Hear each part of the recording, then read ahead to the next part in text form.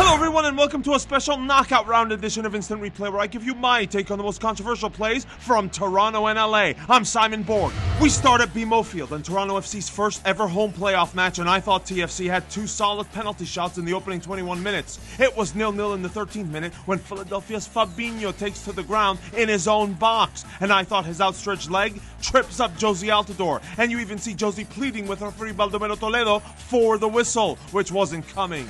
Then, in the 21st minute, I thought Philly's Richie Marquez leans into Toronto's Nick Hagglund as he was going up for the header on this corner kick.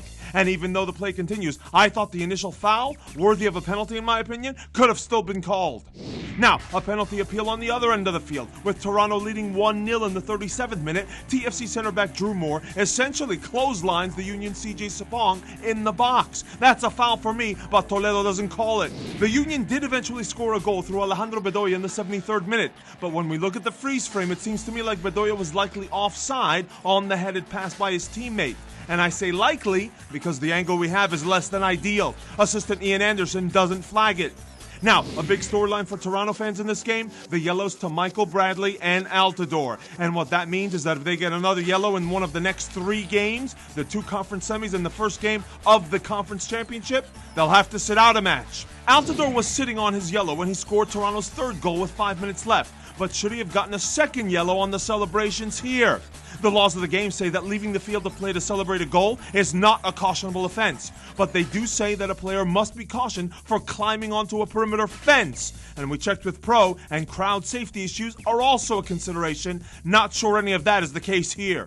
Next up, StubHub Center, where the LA Galaxy won by the same score Toronto did, 3-1 over Real Salt Lake. At one point it was 1-1 thanks to this RSL penalty scored by Joao Plata, but was it a penalty? I say no, because it looks like RSL's Javier Morales kicks the back of Emma Boateng's leg, not the other way around. Plata goes on to level things, but the Galaxy would score twice more in the first half, and both came from Boateng, who was the guilty party on the penalty. But was his 3rd goal offside? When we freeze frame it, he looks offside when the pass is sent his way, but this is a hard call for assistant Brian Dunn, with Boateng moving in the other direction. Boateng was an absolute menace in this game. In the 53rd minute, I thought he drew a red card on RSL's Damar Phillips. Already sitting on a yellow, Phillips stops Boateng in the open field as he was getting set for yet another sprint.